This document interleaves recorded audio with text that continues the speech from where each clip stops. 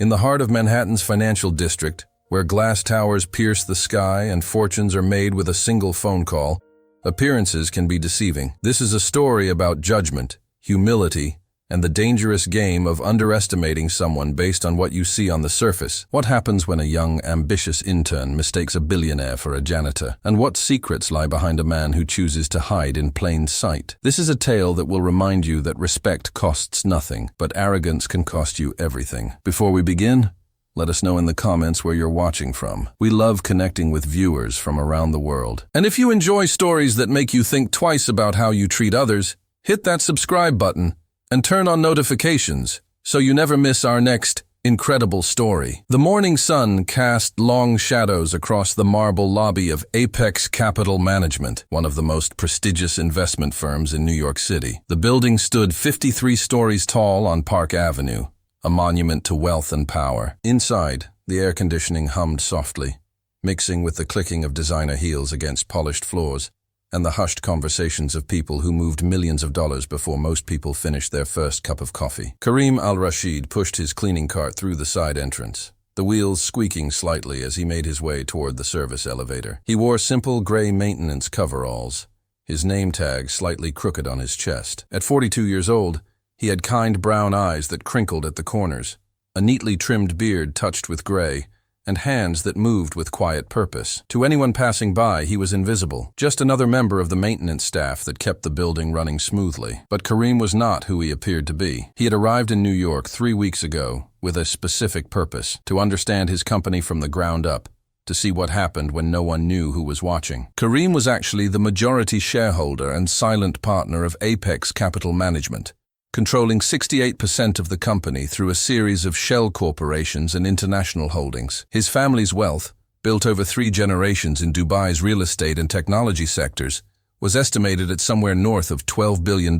Yet here he was, mopping floors and emptying trash cans, observing the culture of a company he owned but had never truly understood. The idea had come to him during a quarterly earnings call 6 months prior.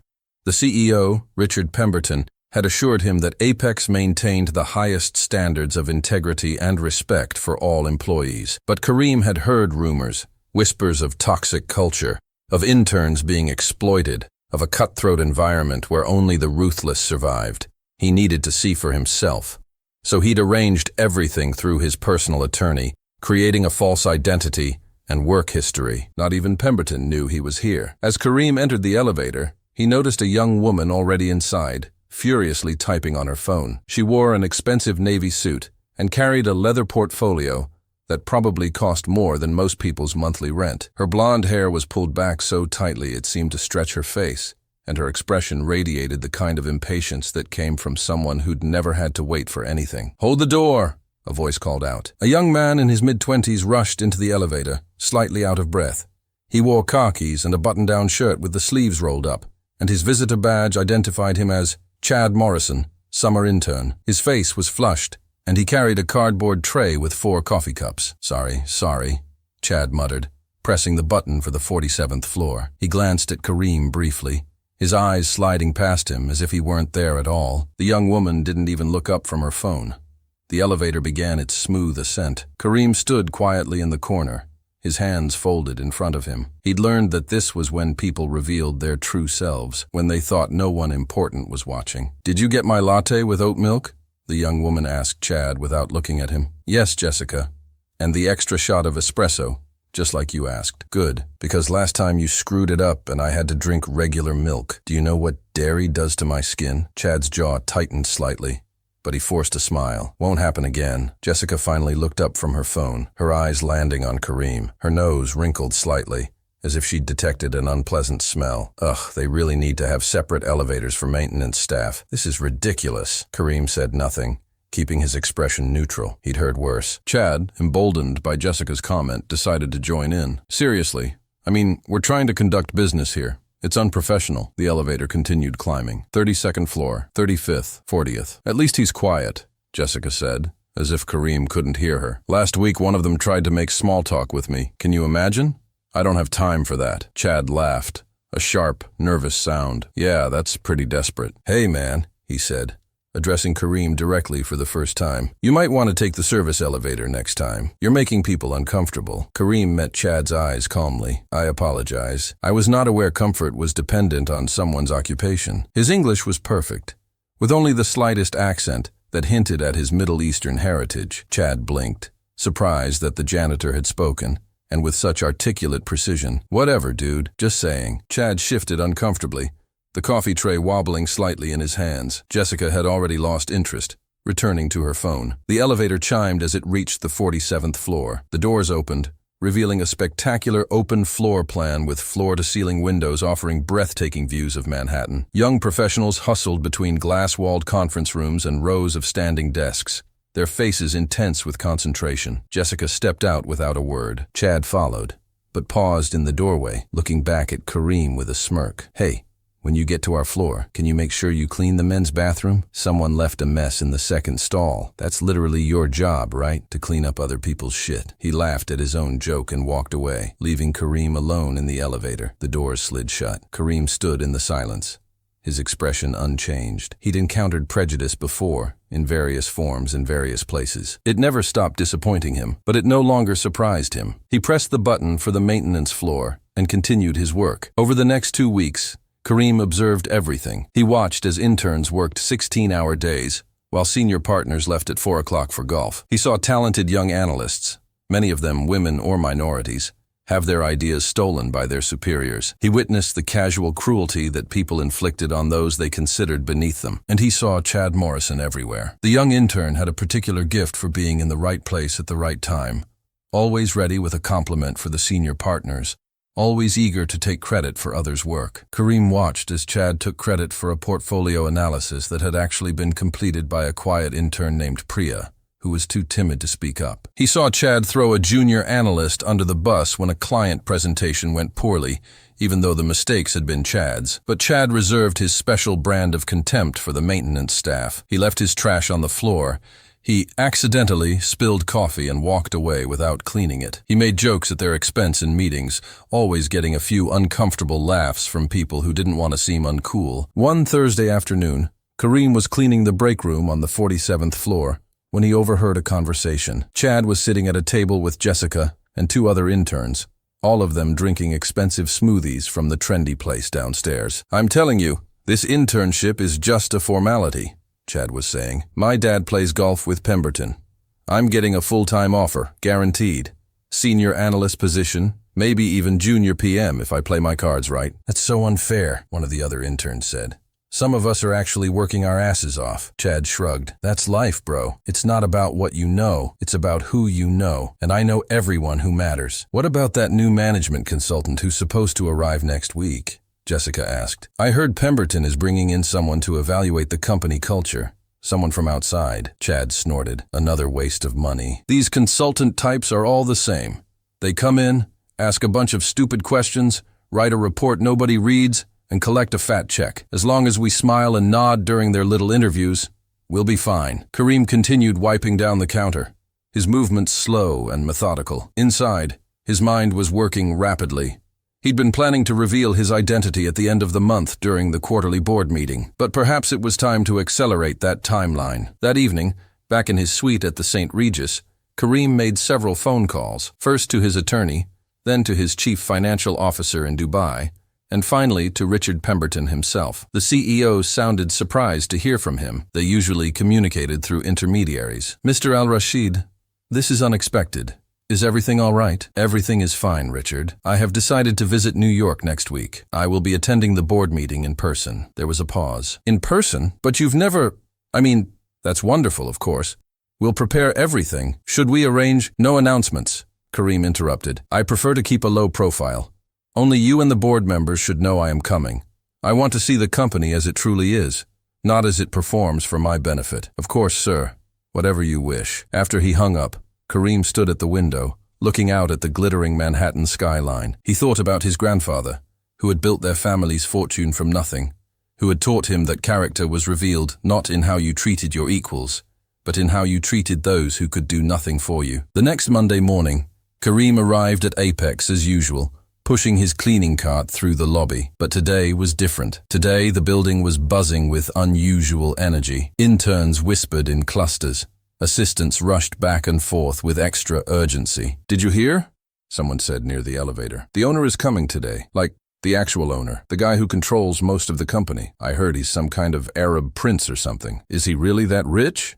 Dude, he's worth billions. With a B." Kareem smiled to himself as he entered the service elevator. He rode it up to the maintenance floor, where he changed out of his coveralls and into the custom Tom Ford suit that had been delivered to his locker that morning. He adjusted his tie, a subtle navy blue with thin silver stripes, and looked at himself in the mirror. It was time. On the 47th floor, chaos reigned. Chad Morrison was running between conference rooms, trying to make sure everything was perfect. Pemberton had called an all-hands meeting for 10 o'clock, and rumors were flying that the mysterious owner would be making an appearance. "Chad!" Jessica hissed, grabbing his arm. "Do I look okay? Should I have worn a different dress?" "You look fine. Just be professional, and don't say anything stupid." At exactly 10 o'clock, Richard Pemberton stood at the front of the main conference room. Every seat was filled, and people lined the walls. The tension was palpable. "Good morning, everyone," Pemberton began, his voice steady, but his hands betraying a slight tremor. "As many of you have heard, we have a very special guest with us today. Someone who has been instrumental in this company's success, but who has preferred to remain behind the scenes. I'd like to introduce you to Mr. Kareem Al-Rashid, our majority shareholder and silent partner." The doors at the back of the conference room opened. Kareem walked in, his presence commanding immediate attention. He moved with the quiet confidence of someone who had nothing to prove, his handmade shoes clicking softly against the floor. The room fell completely silent. Chad Morrison's face went through a remarkable transformation, from curiosity to confusion to dawning recognition to absolute horror. The coffee cup in his hand began to tremble. "No," he whispered. "No, no. No." Jessica looked at him. "What's wrong?" Chad couldn't speak. He could only stare as the man he'd ridiculed in the elevator, the man he'd ordered to clean toilets, the man he'd treated as invisible, walked to the front of the room and shook hands with Richard Pemberton. Kareem's eyes swept across the crowd, and for just a moment, they landed on Chad. There was no anger there, no triumph, just a calm, measuring gaze that seemed to see right through him. "Good morning," Kareem said, his voice carrying easily through the room. "Thank you all for taking the time to meet with me. As Mr. Pemberton mentioned, I have preferred to keep a low profile until now. But I have recently become concerned about certain aspects of our company culture, and I wanted to address them directly." He paused, letting the words sink in. "For the past 3 weeks, I have been working in this building, not in a conference room or a corner office, but as a member of the maintenance staff. I wanted to understand what happens here when people believe no one important is watching, and what I discovered was both enlightening and deeply troubling." A murmur rippled through the crowd. People shifted uncomfortably, suddenly wondering if they'd ever said something they shouldn't have near the cleaning staff. "I have witnessed talented employees having their work stolen. I have seen interns working crushing hours without recognition. I have observed a culture where kindness is seen as weakness, and cruelty is seen as strength." Kareem's voice remained calm, but there was steel underneath. "Most disturbingly, I have seen how some people in this organization treat those they consider beneath them." Chad felt like he might throw up. His internship, his guaranteed job offer, his entire future was dissolving before his eyes. "I have seen people leave trash on the floor for others to clean up.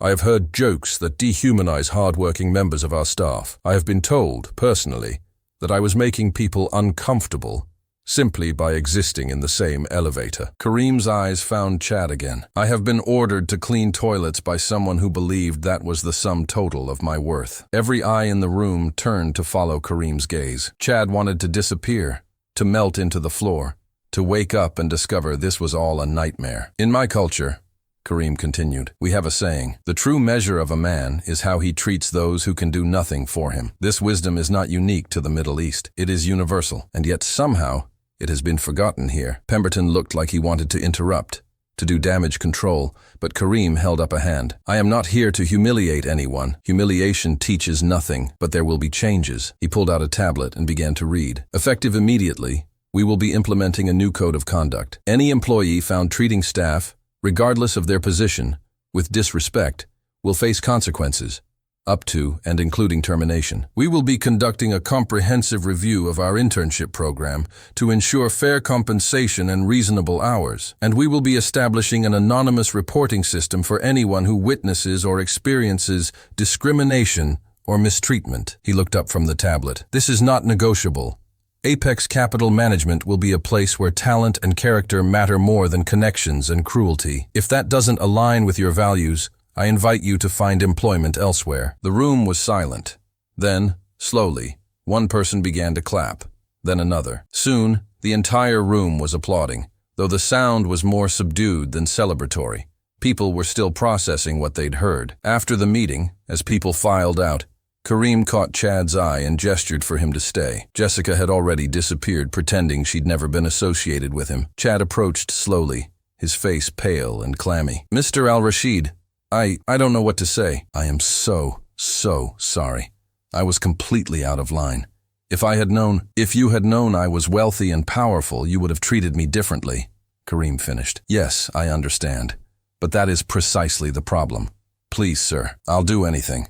Don't end my career before it starts. Kareem studied him for a long moment. Chad looked genuinely terrified, and beneath that, perhaps genuinely ashamed. He was young, too young to have his life destroyed, but old enough to know better. Tell me, Chad, why should I give you a second chance? Chad opened his mouth, then closed it. He could offer excuses, that he was stressed, that he was trying to fit in, that everyone else did it too, but none of that felt right. Finally, he said, you shouldn't. I don't deserve one. I treated you terribly. And I treated others terribly. And the only reason I'm sorry is because I got caught. That's not real remorse, that's just fear. Kareem raised an eyebrow, surprised by the honesty. But, Chad continued, his voice shaking, if you did give me another chance, I swear I would use it to become better. Not just act better when people are watching, but actually be better. Because you're right, what I did was wrong, and I've been wrong about a lot of things. There was a long silence. Then Kareem said, your internship is terminated. Effective immediately. Chad's shoulders slumped. However, Kareem continued, there is an opening in our Dubai office, junior position, starting from the absolute bottom. You would be working with our community outreach program, which provides financial literacy training to underprivileged communities. The pay is modest, the hours are long, the work is not glamorous. You would have to earn every single promotion through actual merit, not connections. Chad looked up, hope and confusion warring on his face. Dubai? You're offering me a job in Dubai? I am offering you an opportunity to prove that you are capable of change. Whether you succeed or fail is entirely up to you. Kareem pulled out a business card and handed it to him. Think about it. If you are interested, contact my HR department. But understand this, if you accept, and I hear one single complaint about how you treat people, you will be fired immediately. No second chances after this one. Chad took the card with trembling hands. Thank you, sir. I won't let you down. Do not let yourself down, Kareem corrected. That is what matters. As Chad left, Pemberton approached, looking concerned. Was that wise, after everything he did? He is young, Kareem said. Young people make mistakes. The question is whether they learn from them. We shall see. Over the next few months, Kareem remained actively involved in transforming Apex's culture. He held town halls where employees could speak freely. He promoted based on merit rather than connections. He fired 3 senior partners who resisted the changes, and he personally apologized to every member of the maintenance staff, explaining what he'd done and why. The woman who'd been cleaning the 47th floor, Maria, who had 2 kids and took night classes to finish her accounting degree, received a full scholarship for her education and a promise of an interview for an analyst position once she graduated. The intern whose work Chad had stolen, Priya, was offered a full-time position with a signing bonus. And in Dubai, Chad Morrison worked 12-hour days teaching teenagers from low-income families about investing, budgeting, and financial planning. He shared a small apartment with 2 other junior employees. He took the bus to work. He learned Arabic in his spare time. And slowly, painfully, he began to understand what it meant to be at the bottom, to be overlooked, to be judged by your circumstances rather than your character. 6 months later, Kareem received an email from the director of the Dubai Community Program. Mr. Al-Rashid, I wanted to update you on Chad Morrison. He has been exceptional. He stays late to help students who are struggling. He organized a weekend workshop series using his own money. He treats everyone, security guards, cleaning staff, cafeteria workers, with genuine respect. Several students have told me he changed their lives. I believe he has truly transformed. Kareem read the email and smiled. He replied with 3 words, promote him accordingly. Because in the end, the story wasn't about revenge or humiliation. It was about the power of accountability, the possibility of redemption, and the simple truth that respect should never depend on someone's job title, their bank account, or whether they can do something for you. It was a lesson that Chad Morrison would carry with him for the rest of his life, and it was a reminder that in a world where everyone is fighting their own battles, where everyone has a story you know nothing about, kindness costs nothing, but its value is infinite.